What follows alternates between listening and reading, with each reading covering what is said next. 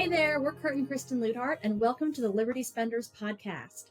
With our deep expertise in political strategy and a passion for the politically conservative and faith-based market, we're here to guide you into tapping into this $5 trillion opportunity.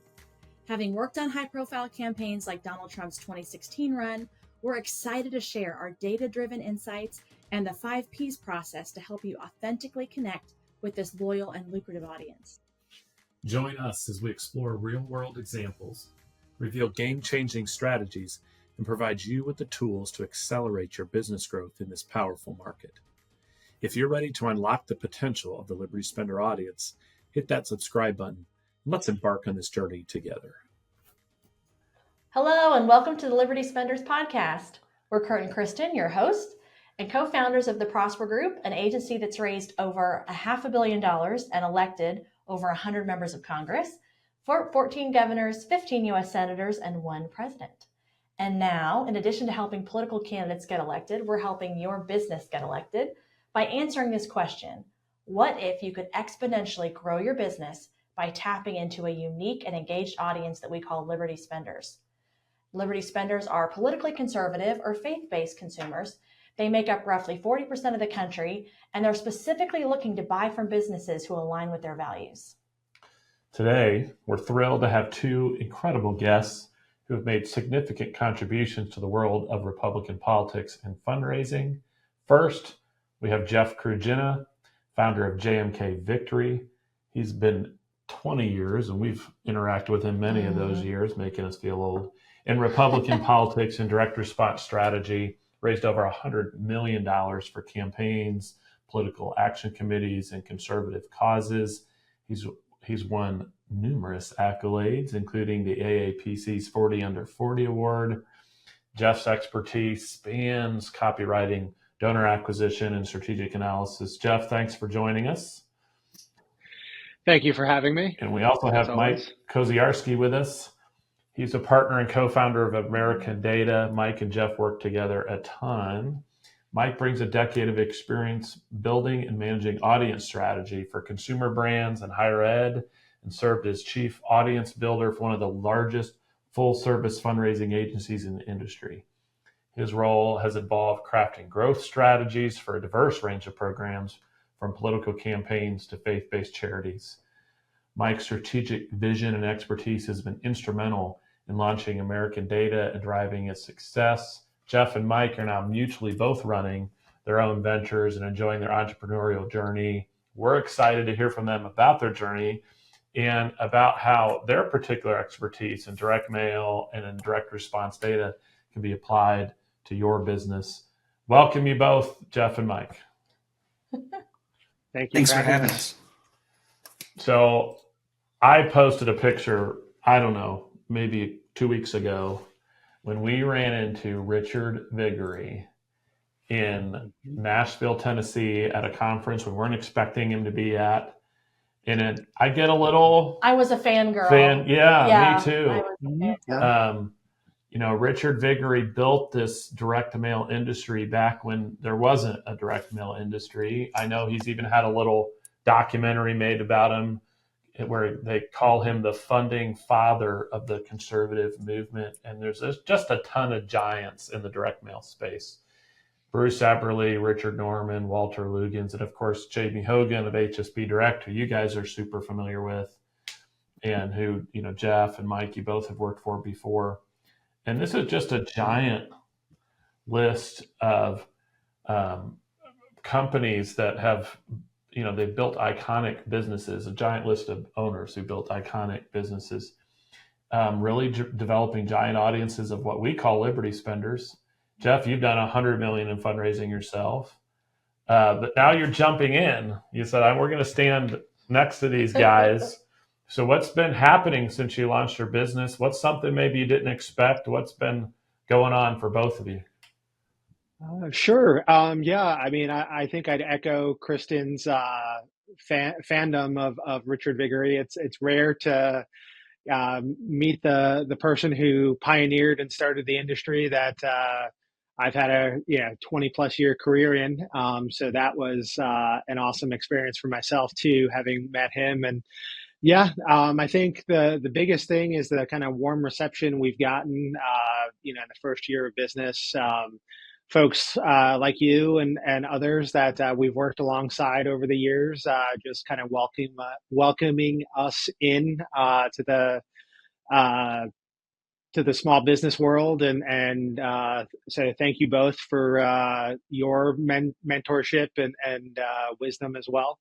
But yeah, I would say the biggest thing is the warm welcome that we've gotten, being just under a year in business now. So we've all been there as business owners. I find that other business owners, people who started their own business that I talk to, are always sympathetic, because we've all been in that business meeting when you're pitching a client, you're saying, my team will get right on this, and you know that your team is just you and your cat, And so I get it. I don't know if, Mike, you felt the same thing, people just really encouraging you in this process. It was, kind of surprising. Folks who would be, I guess I'm competitive with now, invited us out to lunch, for a drink, and just had great advice, a lot of warmth, and very, very helpful throughout this process. So that's, that was great to see, and we're grateful for it. Well, I'm glad there's been people there to help you, because I know when you start, there's always some unexpected challenge, and it's different for everybody. What would you guys say has been the hardest thing about starting your own business? The accounting, by far. I went from a job where we had a team of accountants to help put everything together, and now the last weekend of the month is I have to clear my calendar, so it's that's been the toughest part for me. There's I'm sure accounting, Jeff can relate. Collections, all of those fun things. Hopefully you don't have to deal much on that, but it's all part of it. What about for you, Jeff? I'd echo that. I mean, I've become a self-taught expert on QuickBooks, and figuring it out as I go, because my creative brain wants to get to messaging, marketing, and maybe not so much like I've done the work, now I've got to bill the work. Right. And we all know businesses that suffer by not doing that piece right. And it's usually the thing you're not thinking of when you start your business. You're worried about, will I get customers? You're worried about, how will I replicate myself if I get a lot of customers? And nobody thinks about the fact that, well, I've got to bill them, and I got to collect the money, and somebody's got to enter all that data in. There will be a moment when you're 10 employees in, when somebody else is doing that work, and then you can celebrate. It's a great moment. Yeah, although that's a lesson we've learned too, which is, you didn't ask for advice, so of course I'm going to give you some. But that is just that. When you have those little milestones, like, you're so focused on building your business, serving your customers, right? You're wanting to just do the best job you can.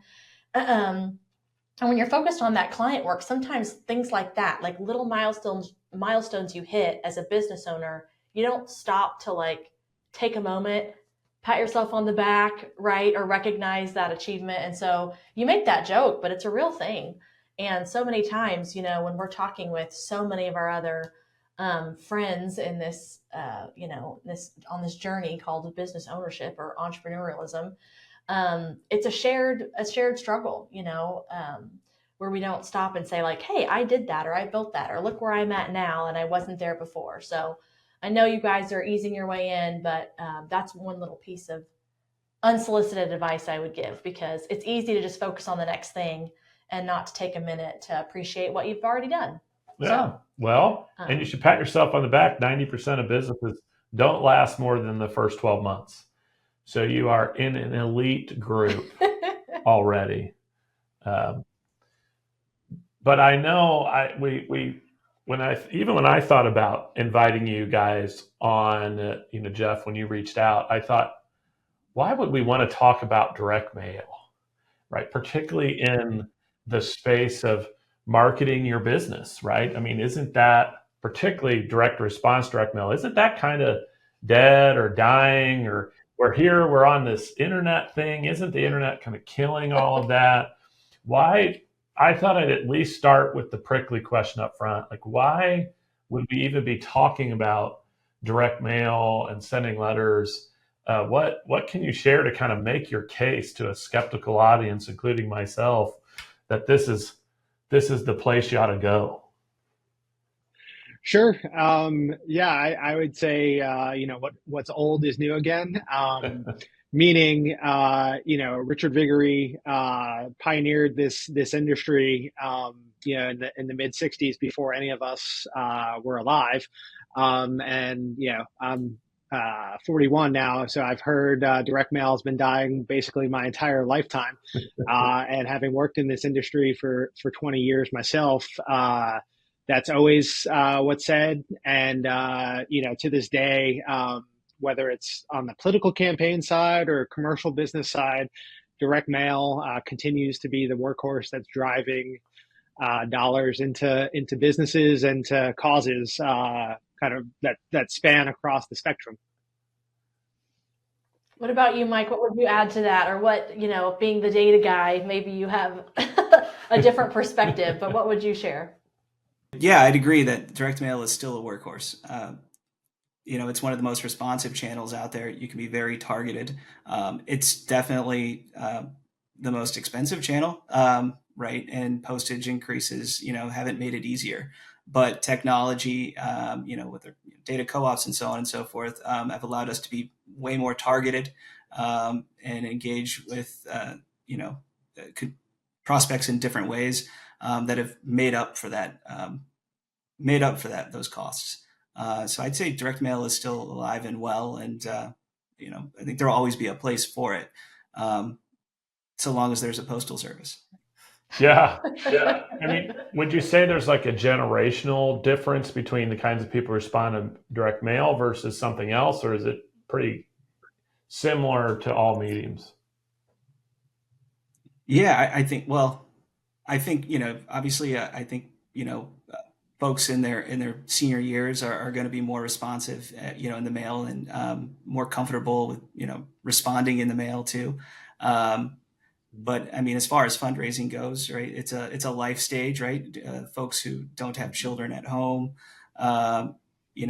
they're living off of the retirements, and they have that extra income to their homes are paid off, and they have that extra income to donate to their favorite cause. So I think it skews. I mean, the numbers should say it skews a little older in direct mail than it does in other channels, but by and large, my data says that direct mail or donors in general are in that 50 to 80-year-old range. So, well, I had a friend share this with me because their daughter had gotten a piece of direct mail addressed to her, and I forget now the age of her daughter, but I feel like she was in college, and it was like a novelty, and she was very excited about this, of like, I got mail, and like, she doesn't get a lot of mail, and and of course you're talking about people, they're not used to getting their bills in the mail, right? It's all set up to auto pay, and they're all using apps, and so it was this interesting conversation. And Jeff, I'm curious your thoughts on this when you said about the old is made new again. That's been a question in my mind, right? As if that could stand out more to the generation who's not used to it. Yeah, I mean, there's definitely been a number of studies, and that's sort of where I came up with what's old is new again is the novelty of it, of folks that have grown up in the digital age and are used to online bill pay and all those things, like getting your envelope opened is 90% of the battle for us. And as other companies are going digital, the novelty and again, real estate in the mailbox is all important. So getting in front of those prospective buyers or donors is key, and that's why I think there's been a resurgence on the mail side as well, among even the younger demographics too. Yeah, well, before we get into the meat of this, because I know you guys are eager to share some of your lessons learned, and our listeners will be eager to hear that, I just wanted to quick ask, do you guys have any big business goals that you're pursuing? What are you working on right now? Anything that you want to share? I guess I'll go. I think the thing I'm most excited about, outside of all the political side of our business, which is hot and heavy, obviously, as we're in a presidential election year, but really is the kind of Christian mission oriented space, and even Christian movies that are competing against the big boys in Hollywood, but are definitely finding a receptive audience among liberty spenders and faith-based crowds. We've seen that with the resurgence or the surge that was behind the Chosen series and Angel Studios. And now there's a growing list of companies and production outlets that are kind of building up that have very wholesome messages that as a father myself, I would feel comfortable having my 12-year-old son watch versus some of the maybe not so PG stuff that's out there otherwise. Yeah, well, that certainly resonates. We're new parents ourselves with just roughly 2 and 4-year-olds, so we're not as far along in that on that pathway as you. But I know that's something that is important to so many parents, right? Is just trying to find that entertainment that they can trust and feel good. They don't have to censor or watch everything. So I think that's a good space to be wanting to get into. There's, I think, a real surge in wholesome movies, wholesome media out there. This is an old story, but just to start with, until just recently, Passion of the Christ was the highest grossing R-rated movie of all time. And I think a lot of people forget that there's this massive faith-based Christian audience that really want to see content that matches their values and respects their faith. And then you pointed out The Chosen, which has been a great success. Angel Studios put out that movie that whose name escapes me about kidnapping that did incredibly well. Movies like Fireproof that came out, was actually made by a church based in Georgia. Kirk Cameron was in that one. Also did well, and I think Sony picked up and started a division making these movies. They aren't blockbusters. That particular movie didn't do $400 million like Passion of the Christ, but it made money. And in the movie business, that's a big deal. Yeah. So many of them lose money. Well, and in this fragmented space of where are you getting your media, you can build a sizable business by going to that market. And the major studios don't control everything anymore. And of course, we're here to talk about this massive movement that some are calling the Patriot economy or the parallel economy, which is just really marketing to these politically conservative or, again, faith-based audiences. So, Mike, I'm curious, what would you tell people about who this is right for? We were chatting about this a little bit before we started recording, and it was fascinating stuff. So I'd love for you to share some of your insights on that. I think that direct mail can be used by many of these liberty businesses. It's for years or for a century, brands have been selling their products in catalogs. Sears and Roebuck was the original Amazon, and my grandfather even bought a kit home from Sears and Roebuck and had it delivered in. So I think there's definitely a way. Now, mail is far more expensive than it has been in the past. And in the e-commerce age, folks are more inclined to just jump online and buy things. But if you take it in the right approach and have the right expectations for your campaign, I think liberty businesses can use this. It really depends on the offer and how much they're selling something for, the kind of commitment they're asking from consumers. The larger the commitment or the higher the price point, obviously it's a harder sell in general, but it's also a hard sell on a piece of paper.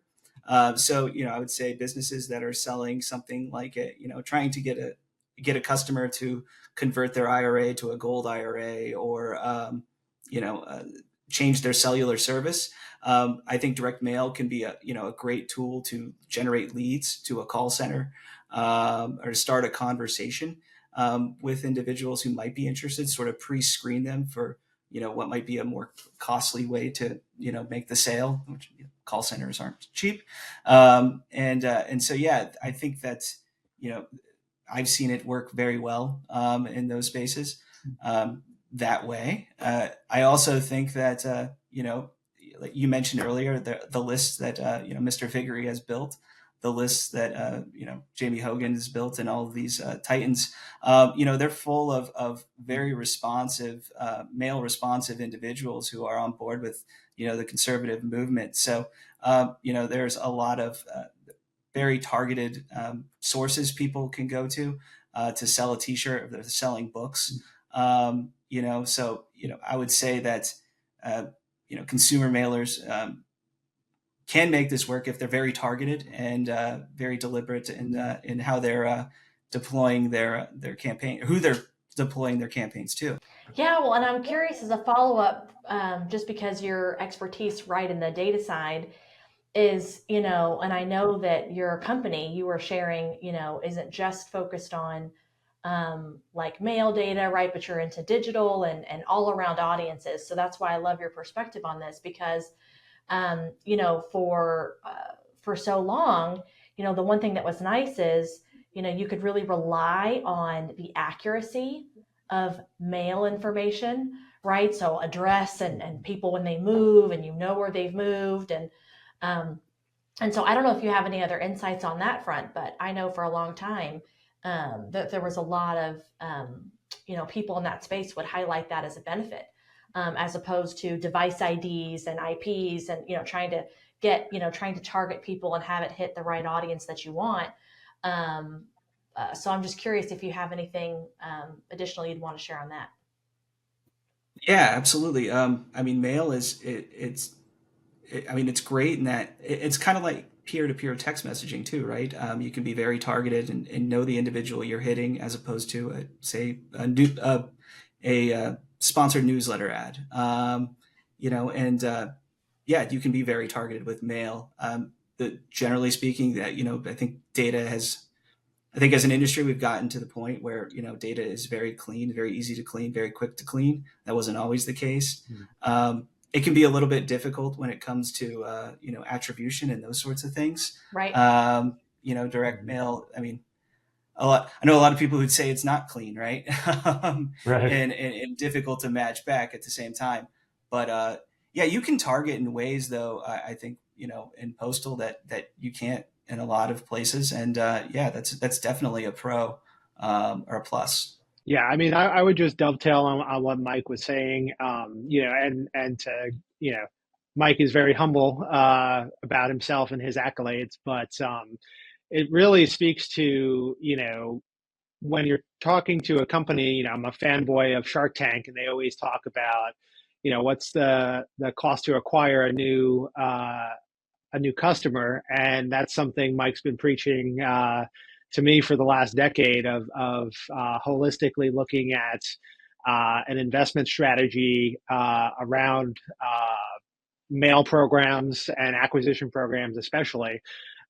So, again, getting in front of folks that, you have to physically do something when you go check the mail. It's not as easy as, like block this caller, or, folks have a million different email addresses, and who knows, some have them set up specifically for spam or marketing email now, whereas folks don't have a different home to mark as their home for marketing mail.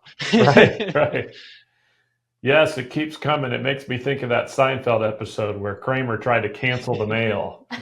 He couldn't cancel the mail. It just keeps coming. And to Kristen's point, who lives there, and it's easy to clean, and you get some power out of it. One of the things, Mike, you alluded to, that I think is an interesting caveat here, was the idea that we could test a market or try something. And I was thinking about these people you're referencing, somebody selling t-shirts, or somebody selling a book, or wanting to make a pitch for higher ed. They don't have to drop 150,000 mail pieces, right, to know, hey, this could work. they can drop something that's affordable at 5,000 mail pieces? Or what is that like a testing, or how would you, if I were scared about this but thought, okay, these guys have sold me on it, how would I try it in a way that would convince me that this is a good strategy long term? Yeah, I mean, you can test it just about any quantity, right? I've seen people test as low as 5, 10,000 pieces. We do that all the time as a part of a bigger campaign, right? So in a let's say you're mailing 25, 30,000 pieces for the first time, and you're a Liberty business. You come to us and say, hey, we want to sell this product. We're going to find half a dozen or so audiences and feel out which ones are going to be most responsive to that particular appeal. And so, yeah, I think, mail is you always want to be testing, always Right. be testing. That's just a continual process because the stakes are kind of high too, right? So you have to constantly optimize and optimize, both your audience and your creative. So. Yeah, well, and the power of that, and you were talking, Jeff, before about omni-channel when you were bragging on your friend Mike here, and being knowledgeable at that, right? Because you can partner it with QR codes, you can partner it with unique URLs that are unique to that household, that mail piece. So there's ways to kind of have these things work together and have this just be a piece of your interest. So that was really helpful insights, Mike, also you sharing about getting some lead, getting some initial interest, and then pointing them maybe to another channel that serves to complement what you're doing.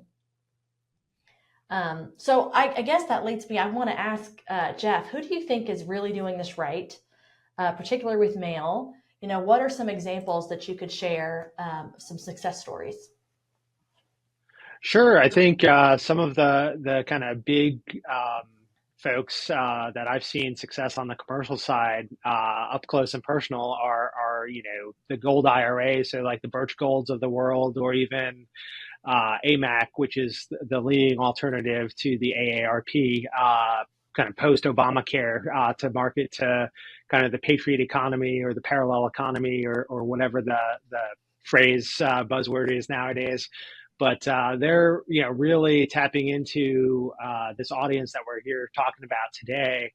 That really folks are voting with their pocketbooks now, and more than ever able to say that I'm willing to switch my association membership, switch my retirement to a gold IRA, or or what have you, as new businesses emerge. I think of the folks, the Daily Wire folks, even, putting together like a Jeremy's Razors. Right. Exactly. That's definitely, I still have, and Mike and I had at lunch the other day, we were talking about Dollar Shave Club from back in the day, and how we still all have leftover, Dollar Shave Club razors, even though all of us guys have beards nowadays. Right. Well, what do you think makes the difference, though? So those guys are doing it well. Why do you think that is? Is it the creative? Is it the targeting? What could you point out that could help people who are listening about this and thinking about it? What do you think is making them successful? Yeah, I mean, I definitely think it's both. So as a creative, I want to self-servingly say, of course, like hearing, the unique marketing pitches of all these companies, but equally important is, especially on the mail side, is who you're targeting, the audience. So working with someone like Mike, who knows exactly where to drill into, whether you're looking for gun owners or faith-based audience, or what have you, and testing across the spectrum of all those attributes that are kind of out there. It's very intriguing to me to really know like how much information is kind of floating out there as far as targeting of what you're subscribed to, and if you're a gun owner and things like that, that's just readily available. And we definitely capitalize on that and work with data modelers and folks that have learned a lot from the legacy commerce space. So when I picture this, I picture long form letters. Is that really the best? Is that the thing that's really killing it in sort of direct response? Or are you doing something different than that? I mean, we're constantly testing, but the age-old adage of longer is better is very true. Because again, the folks that we're targeting, kind of are at home, could be widowers, and they want to have that one-on-one communication and develop a rapport with brands and with organizations and signers. So it's very much, when I was taught to write, direct mail by, Jamie Hogan and the folks at his agency, it was very much like you're writing a letter to grandma and you're explaining whatever the issue is and fulfilling, upon the mission of the organization. So it's very much, a 50-50 proposition between the actual creative and then the data and targeting as well. And you think that holds true for businesses looking to get interest from these groups? Absolutely. I mean, there's definitely something about long form copy to really develop and explain the value proposition that businesses can offer, no matter what space they're in. So I would say yes. The longer the better in general. Yeah, because I would imagine, it's still, again, depending on your audience. I know right now we're talking about an older audience, mm-hmm. but of course, from a commercial mm-hmm. perspective, when I think of direct mail, I just think of big, giant postcards, for hawking a lawn service or something. Right. And so that's why I'm asking, because I imagine I'm not the only one who's thinking about it that way. It's different when you're trying to get a donation or something like that from a charity, but so I wanted to ask, because that's not where my brain goes initially. Yeah, I mean, most folks when I say I do direct mail, they think of all those sort of coupons or political flyers they get come election season, and I was like, well, not exactly. We're asking for contributions and fundraising for Christian conservative causes and liberty-minded businesses that we're already kind of preconditioned and know their propensity to give and to tap into that for the kind of the business commerce side of things is really all important. Yeah, I mean, as I think about this, I think from my own experience, every year or two, there's a client I take on or a project I take on and I come up with an idea, or maybe somebody else does, that I think absolutely this is the worst idea, but then it works. Something that just really surprised me, that it really killed it. You mean you're not always right? This is shocking. Right. You've heard it here first, folks. I was just talking about one of those today with one of my clients. We brought on an endorser who's a local celebrity in the state of Indiana, and I thought this is going to really resonate, and it's been a great thing for our customer. And I'm just curious if either one of you have one of those stories, like a client, or maybe there's a piece of creative that you thought, I don't know this will work, and then it really killed it. Well, yeah, I don't. I mean, I try not. We try not to mail things that we don't have confidence in. That's a fair answer. You were just telling us about that before, right? The cost. Yeah, fair. Mail is pretty expensive. But as far as really good stories, I don't know, Jeff. Do you want to take this one? You've got more work than I do. There's got to be one that at least it exceeded your expectations. You're like, I thought it would do okay, but it did really well. Maybe that's a better way to phrase it. Yeah.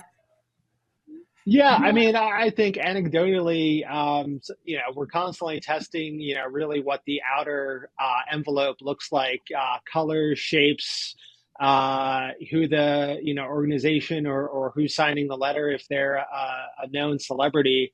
And I think one of the things that blew me away from a number of years ago was, a blank envelope beating something that was, overly branded. Because again, the mystery and intrigue of like, what's in this envelope, and Right. being a direct mail nerd myself, like I can tell, like, okay, well, is this a first class stamp? Like, is this marketing indicia? Like, I've got to take myself out of it and show it to a friend or family member that's not kind of in the business, to say, like, of these, what would you open? And it's almost always the, less art, more personal looking, versus like, hey, I'm getting something from, say like a Pat Boone, or, anyone that's, on television that, I think of my mom or even grandmother's generation, you know, coming home and my mom or my grandma watching Pat Boone on TV, and now he's, all over TV and signing for organizations, and is still a powerhouse. Yeah. Well, I know for me as a consumer, I'm often caught by that. Ooh, who is this from? It's kind of like a blank envelope. Maybe it's a bill that I better open. And then Yeah. it's a really well written, probably by Jeff, marketing campaign. Uh, Yeah, the mystery and intrigue, or we see it all the time. I get served ads all the time of, mystery offer, click here, for something that I'm already, preconditioned and want to buy, and I'm like, okay, I will, yeah, will click this box. So it translates across channels for sure. But yeah, certainly on the direct mail side, a faux handwritten address and live postal stamps uh, will definitely get opened, even if, from a direct mail nerd who can tell the difference between what's mass marketing versus something I'm getting from my mom. right. Well, I think that's a non-intuitive conclusion, right? I think if I were trying to do my first marketing mail piece, I'd probably want to have fancy branded, Prosper Yeah. Group or whomever it is right on the outside of the Mhm. envelope. Because I figure, well, at least then they read the company name if they don't, even if they don't open it. But hearing, hey, mystery, maybe less is more, I think is a good lesson. Yeah. Yeah, and it's always testing, A/B testing between the kind of the branded, like you said, with the Prosper Group logo versus, just a blank number 10 envelope, which is your standard envelope you probably have in your mailbox right now. Yeah. Yeah. Well, what lessons? I'm going to give you guys each a chance to answer this, but Sure. what, again, for our listeners who are thinking about this and getting educated on this audience and how they might utilize direct mail, as you're here talking about that, what lessons could you share or tips for our listeners based on all your years of experience? I'll start with you, Jeff. Yeah, I mean, to kind of keep that conversation going of the less is more is really, testing different formats and techniques. I mean, there's a ton, and we're constantly innovating, different envelopes and postage treatments, and kind of getting creative as postage is always on the rise, and it's about to go up again in July. So I don't know when this episode will air, but postage, like taxes, are always going up. Right. So definitely test, and work with experts in your various fields, whether it's audience building, like Mike, what you all are doing with Prosper Group, leading on the digital side as well.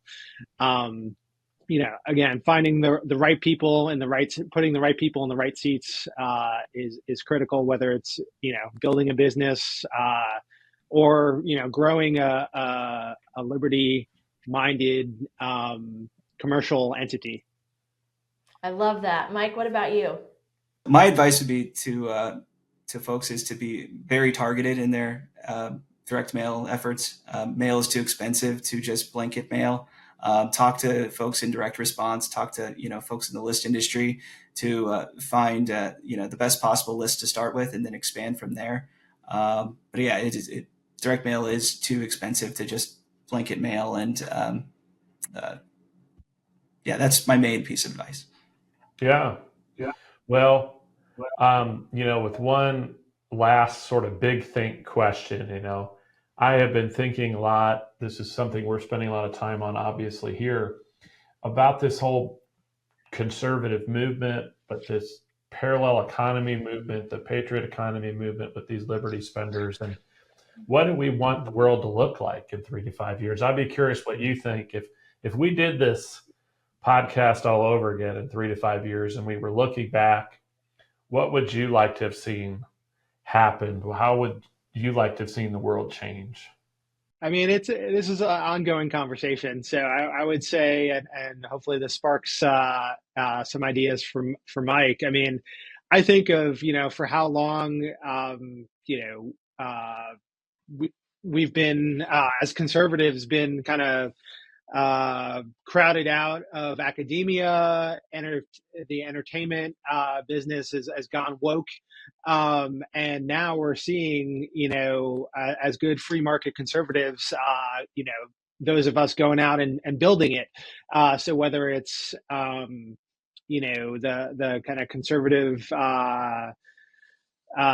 media alternatives or gold IRAs or anything like that, I would like to see, 5 years from now where, we're a bigger and bigger part of the market share, where it's not, dominated by, and I do love some of the classic Disney movies, but I would like to see, the more wholesome entertainment instead of some of this woke liberal ideological messaging that's targeting our kids. And again, as a dad, it's good to see that there are these platforms and movies and TV shows, and I know we talked about Chosen before, but I'd like to see hundreds, if not thousands, of other businesses start up and grow and really give us a true diversity of opinion and entertainment. Yeah, well, we all wish that. And I really appreciate you guys getting on. I think there was a lot of cool stuff that I think will bring a lot of value to folks. I love the counterintuitive lesson about simple and less is more with your content. And I also like the idea that the old has become new. And I think Kristen's story about the novelty right now, perhaps, of getting a mail piece is so new, particularly for a younger generation that's not used to it. And I think those are key things that a lot of business should be taking on board as they're thinking about engaging in some direct mail for their businesses.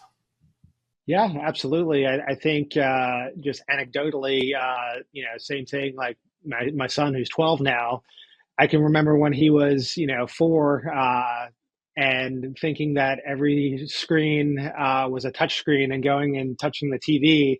But now, like, getting something in the mailbox is new and exciting for him too, because it's rare that, he gets something in the mail. So again, what's old is new again. I guess I'll leave it at that.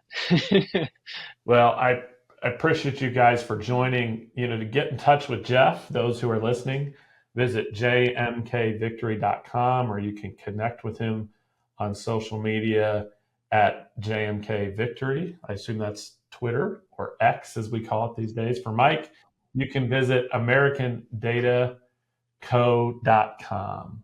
Thank you for having us, guys. Yeah, thanks so much thank you for joining. We really learned a lot. And like Kurt said, there's a lot to unpack and to think about. And so really appreciate it. It's been lovely chatting with you guys. So thanks for tuning in. We invite you to join the Liberty Partnership community at libertyspenders.com. You can learn more there about how to engage with this audience. You can also utilize our Liberty Access Multiplier AI tool. It'll ask you a couple of questions about your business, and you'll even get to hear a AI version of Kurt and Kristen, as scary as that is. So feel free to check out more at libertyspenders.com. And again, thanks To Jeff and Mike for joining us, and thanks for listening. Until next time.